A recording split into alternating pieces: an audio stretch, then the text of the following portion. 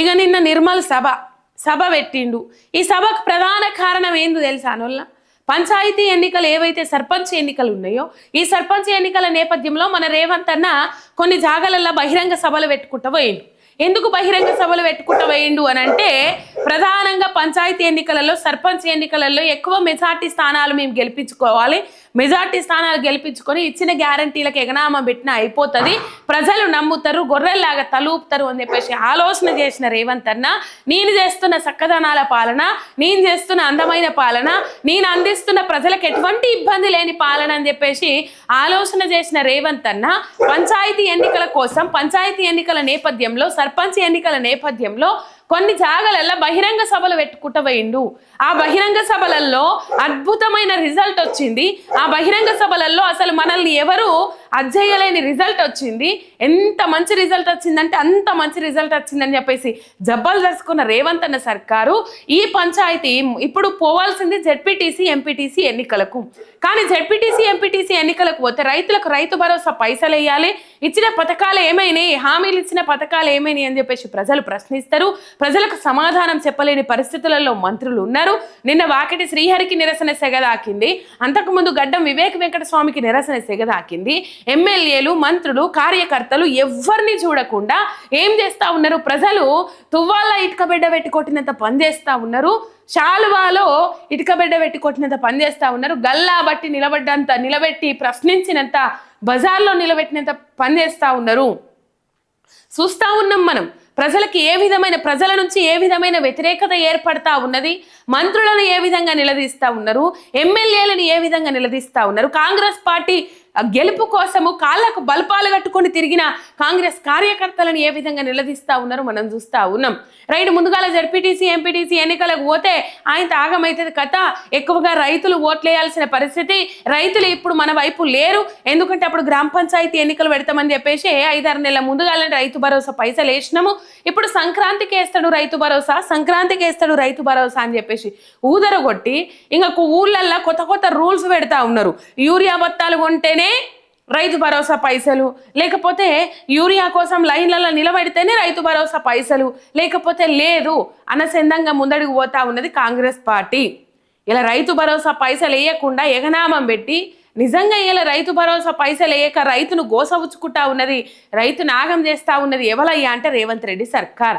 Right, municipal ఎన్నికలలో 300 మున్సిపాలిటీలకు గాను దాదాపు మనమే మెజార్టీ మున్సిపాలిటీలు కొట్టేయాలని చెప్పేసి ఆలోచన చేస్తున్న రేవంత్ అన్న ఏం చేసిందంటే, ఇగో ఈ బహిరంగ సభలు పెట్టుకుంటా పోతా ఉన్నాడు. దాంట్లో భాగంగా నిర్మల్లో సభ పెట్టిండు నిన్న. ఆ నిర్మల్లో సభ రేవంత్ అన్న సభ పెట్టిందంటే ఏమైనా కొత్తదనం ఎక్స్పెక్ట్ చేస్తుందా మనం? లేదు, ఏం ఎక్స్పెక్ట్ చేయలేం. ఏమైనా కొత్త ముచ్చట్లు చెప్తాడు అని ఆలోచన చేయొస్తుందా మనం? చేయలేం. ఎందుకంటే అన్నకు సబ్జెక్టు లేదు, ఏం మాట్లాడాలనో తెలియదు, అసలు ఎందుకు సభ పెట్టిండో కూడా అన్నకు ఒక అవగాహన ఉండదు.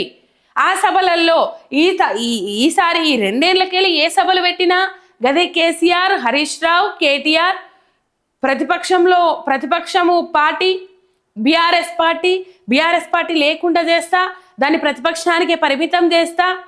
2028లోనూ ఈ ప్రజాపాలననే అధికారంలోకి వస్తుంది.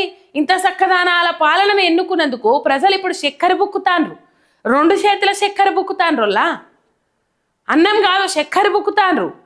అంత మంచిగున్నది ఈ 2 ఏళ్ల పాలన, అందరికీ తెలుసు. చూస్తున్న లెవెల్ ఉంటే ఏ విధంగా ఉన్నది ప్రజాపాలన అనేది కింద కామెంట్లలో పెట్టుండ్రి.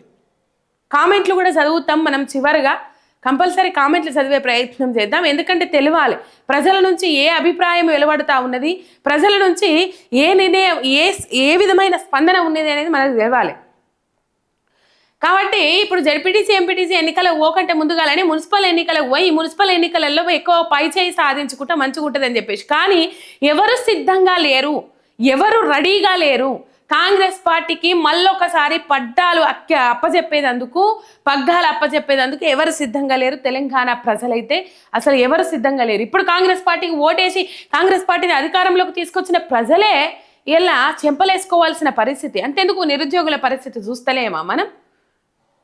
ఒక నిరుద్యోగులను ఉదాహరణగా తీసుకోండి.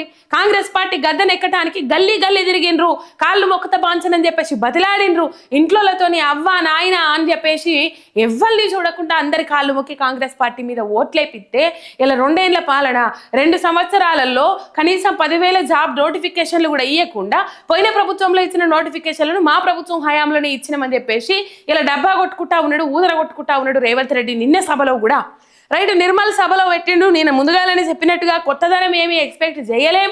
ఏమైనా కేసీఆర్ని తిట్టాలి, హరీష్ రావుని తిట్టాలి, కేటీఆర్ని తిట్టాలి, ఇంకా అంతకు మించి ఏమి ఉండదు. మొత్తం మీద ఇక్కడ చూడొచ్చు ఫామ్ హౌస్ కేంద్రంగా సర్కారును బదనాం చేసే కుట్ర ప్రతిపక్ష నేత శుక్రాచార్యుల్లా తయారైండు సీఎం రేవంత్ రెడ్డి అని చెప్పేసి. ఫామ్ హౌస్ కేంద్రంగా సర్కారును బదనాం చేసే కుట్ర అంటే ఆడలేక మధ్యల దరువు ఎగరలేక పందిరి కురుస అంటే ఇదే కదా మీరు కదా సారు. బీఆర్ఎస్ ప్రభుత్వం హయాంలో అట్లా జరిగింది, బీఆర్ఎస్ ప్రభుత్వం హయాంలో ఇట్లా జరిగింది, కేసీఆర్ ఇట్లా చేసిండు, కేసీఆర్ అట్లా చేసిండు, ప్రజలు ఒప్పుకోలేని ముచ్చట్లను కూడా చెప్పి ప్రజలల్లో సులకనైతుంది మీరు, ప్రజలల్లో పలసనైతుంది మీరు. ఇలా వాళ్ళు అచ్చి రాగానే చెప్పిండ్రు 5 ఏళ్ళు మంచి పరిపాలన అందింది ప్రజలకు, మిమ్మల్ని ఎటువంటి ఇబ్బంది పెట్టం, కానీ మీరు ప్రజలకు ఇచ్చిన హామీలు నెరవేర్చకపోతే మాత్రం కంపల్సరీ గల్లాబట్టి నిలదీసుడే ఉంటుంది, ప్రశ్నించుడే ఉంటుంది, ప్రజాక్షేత్రంలో ఎండగట్టుడే ఉంటుంది అని చెప్పేసి చెప్పిండ్రు కదా సారు. మీరు చేసే తప్పులను ఎత్తి చూపితే నీ చక్కదనాల పాలనను పాపము అది చేసే ప్రయత్నం చేస్తుర్రు వాళ్ళు, అంతే కదా రైట్. ప్రతిపక్ష నేత శుక్రాచార్యులా తయారైన సీఎం రేవంత్ రెడ్డి మారీచ సుబాహుల్లాగా భావభామర్దులను పంపి ప్రభుత్వ పనులకు అడ్డుపడుతున్నాడు. ప్రభుత్వ పనులు అంటే ఏవి? ఏ పనులకు అడ్డుపడ్డరు? అసెంబ్లీ సమావేశాలలో మాట్లాడడానికి టైం ఇవ్వకపోతే మైక్ గుంజుకుంటే మీ డబ్బా మీరే కొట్టుకున్నారు, సెల్ఫ్ డబ్బా అంత సెల్ఫ్ పంచాయతీ, ఇంకా ఏమీ లేదు. వాకౌట్ చేసి వెళ్ళిపోయారు కదా అసెంబ్లీ సమావేశాల నుంచి. ప్రభుత్వ కార్యక్రమాలకు అడ్డుపడుతున్నారంటే ఏ ప్రభుత్వ కార్యక్రమాలు? ఇక్కడ అన్నకు ఒకటి తట్టచ్చు రేవంత్ అన్నకు, హెచ్సిఈ భూములు లాక్కుంటా అంటే అట్లా అడ్డుపడ్డారు, అట్లా నో చెప్పిండ్రు. ఇలా ఇంకొక వార్త రాసుకొచ్చిండ్రు, ఆ వార్త ఎందుకు ఏం కథ అనేది మనం చూద్దాం. కానీ మొత్తం మీద ప్రభుత్వ భూముల మీద రేవంత్ అన్న కన్ను పడ్డది. ఆ ప్రభుత్వ భూములను అమ్మేయాలి, ఆ పైసలను దొబ్బుకోవాలి, దండుకోవాలన్న ఆలోచన తప్ప ఇంకేమీ లేదు అనేది మాత్రం ఇక్కడ కిందికి పోయినకు ఒక వార్త ఉంటుంది. ఆ వార్త నేను చదివి వినబెడతా మీకు రైట్. అవి లెక్కలే కావచ్చు, గణాంకాలే కావచ్చు, కానీ ఈ టైంలో ఆ వార్తను హైలైట్ చేసిరంటేనే నాకు డౌట్ కొడుతుంది. ఒకసారి ఆ వార్త నేను చదివి చూపెడతా. అండ్ ఇక్కడ కేసీఆర్ హయాంలోనే రైట్ ఆదిలాబాద్ జిల్లా బోరజ్ మండలంలోని హత్తిఘాట్ వద్ద చెనాక కొరాట బ్యారేజ్ని ప్రారంభించి సారే సమర్పిస్తున్న సీఎం రేవంత్ రెడ్డి. ఇది మీరు వచ్చి కట్టినరా లేకపోతే మీ హయాంలో కట్టినరా? మీరు అది చేసిర్రా, మీరు పునాది తీసిరా, మీరు శంకుస్థాపన చేసిరా? కాదు కదా సారు. ఇంతటి అదృష్టం ఏ ముఖ్యమంత్రికైనా దక్కుతుందా సారు? బీఆర్ఎస్ ప్రభుత్వం హయాంలోనే పూర్తయిన ఈ చెనాక కొరాట బరాజులు ఏవైతే ఉన్నాయో ఇవి బీఆర్ఎస్ ప్రభుత్వం హయాంలోనే పూర్తయినాయి. అప్పుడే అసెంబ్లీ ఎన్నికలకు ముందుగానే ట్రయల్ రన్ పూర్తి చేసుకునే సక్సెస్ అయినాయి. మరి ఇలా బీఆర్ఎస్ ప్రభుత్వం హయాంలో ఏ పని కాకపోతే నిజంగానే మీరు ఆరోపిస్తున్నట్టు తెలంగాణ రాష్ట్రాన్ని అప్పుల కుప్పగా మార్చినట్లయితే, నిజంగానే మీరు ఏవైతే ఆరోపణలు చేస్తూ ఉన్నారో కేసీఆర్ తన కోసం తన స్వార్థం కోసం పనిచేసిండు అని చెప్పేసి మైకు దొరికితే సందు దొరికితే గంట స్పీచ్ కేసీఆర్ గురించి దంచుతారో, ఇలా నిజంగా అదే వాస్తవం అయితే ఇలా మీరు ఇట్లా ఓపెనింగ్ చేసేటోళ్ళు కాదు కదా సారు. ఈ బ్యారేజీని ప్రారంభించి సారే సమర్పించేటోళ్ళు కాదు కదా సారు. ఇంతటి అదృష్టం ఎవరికి ఉంటుంది రేవంత్ అన్న చెప్పాలి. చూసే ప్రజలకు అర్థమైతే లేదా, లేకపోతే ఏ విధమైన పాలన అందిస్తున్నారో వాళ్ళు అర్థం చేసుకోలేకపోతున్నారా? అర్థం చేసుకుంటున్నారు, అన్ని బయటకు వస్తాయి. కర్రుగాల్చి వాత పెట్టే టైము దగ్గరలోనే ఉన్నది. అబ్బా ఎప్పుడు పోతుంది ఈ పాలన అని చెప్పేసి ఎదురు చూస్తున్న ప్రజలు కూడా ఎదురు చూస్తూ ఉన్నారు ఆ టైం కోసం. టైం రావాలి గంతే, వెయిట్ చేస్తున్నారు. ఇప్పుడు ఏం చేయలేం, మెడకు పడ్డ పాము కరవక తప్పదు కదా, ఇంకా 2.5 ఏళ్ళు వాళ్ళ అధికారంలో ఉండాల్సిందే కదా అని చెప్పేసి.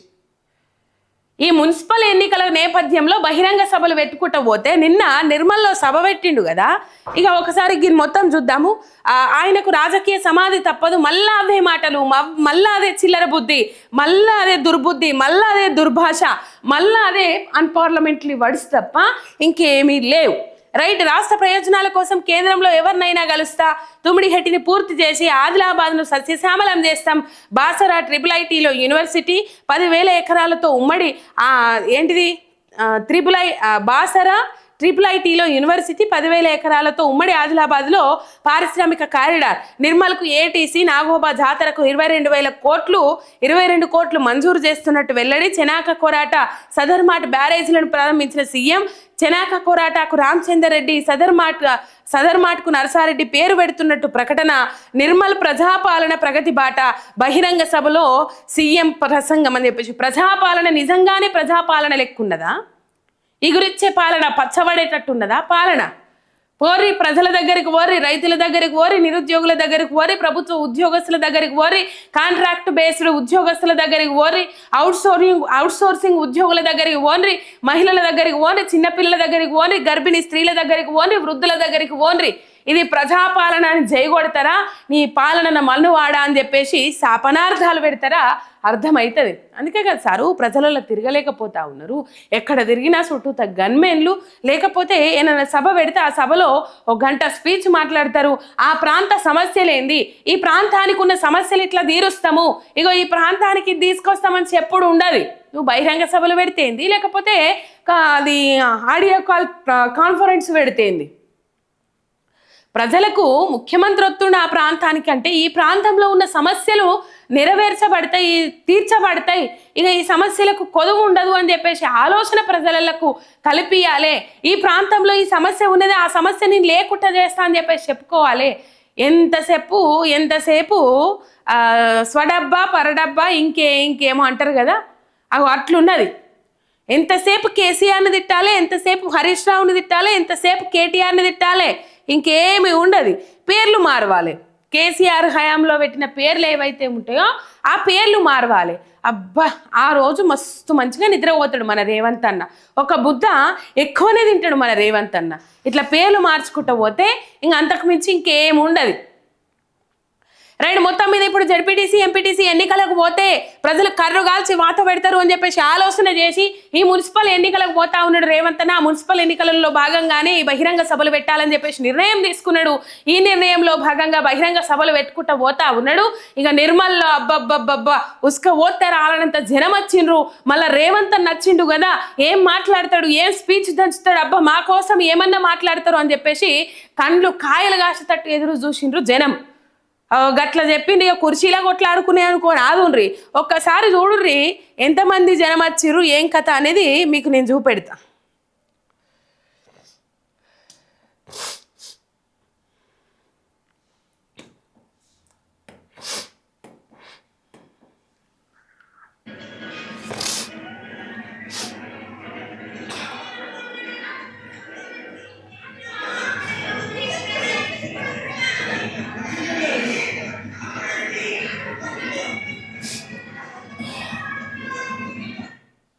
రైట్. ఇంతమంది వచ్చిర్రోల్లా, ఇంతమంది వస్తే అసలు ఎట్లా హ్యాండిల్ చేయాలనో అర్థం కాలే.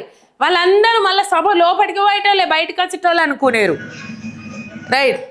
పొద్దుగాలు ఎప్పుడో 10కి రప్పించి కనీసం వాటర్ బాటిల్ అన్నం కూడా పెట్టకుండా పంపించిరటనోళ్ళ. పంపించుడు కాదు, చూసి ఎదురు చూసి వాళ్ళే అక్కడ రేవంత్ రెడ్డి మాట్లాడుతున్నప్పటికి కూడా ఎనుదిరిగిపోయిర్రు. పోయిన తాప మనం చూసినాం. సర్పంచ్ ఎన్నికల నేపథ్యంలో హుస్నాబాద్ పోయి బహిరంగ సభ పెడితే సిద్దిపేట జనం షాక్ ఇచ్చిండ్రు రేవంత్ అన్నకు. ఇట్లని ఏడవైనా నిన్న వాకిటి శ్రీహరికి నిరసన సెగ దాకింది. ఇంకా పోతే చాలా మందికి నిరసన సెగలు దాకుతా ఉన్నాయి. ఇది పరిస్థితిగో ఇంతమంది జనం వస్తారు. రేవంత్ అన్న మాట్లాడే స్పీచ్కు సప్పట్లు కొడతా ఉన్నారు. అసలు రేవంత్ అన్న ఏమేం మాట్లాడతాడు అని చెప్పేసి కళ్ళు పెద్దవి వేసుకొని మరి చూస్తూ ఉన్నారు. ఇక అంత గొప్ప ప్రసంగం కోసం అందరు ఎదురు చూస్తూ ఉన్నారు. ఇదే నిర్మల్లో పెట్టిన సభ. ఇంకా ఖాళీ కుర్చీలకు సంబంధించిన వీడియో సోషల్ మీడియాలో వైరల్ అవుతుంది. అది మీరు చూడుండ్రి కంపల్సరీ. మీరు మాత్రం ఒక్క సబ్స్క్రైబ్ చేసుకొని సపోర్ట్ చేస్తే మాత్రం ఇంకా ఎక్కువగా ప్రజల కోసం, ప్రజల తరపున, ప్రజల పక్షాన గొంతు వినిపిస్తుంది మీ ఎంఆర్ మీడియా తెలంగాణ.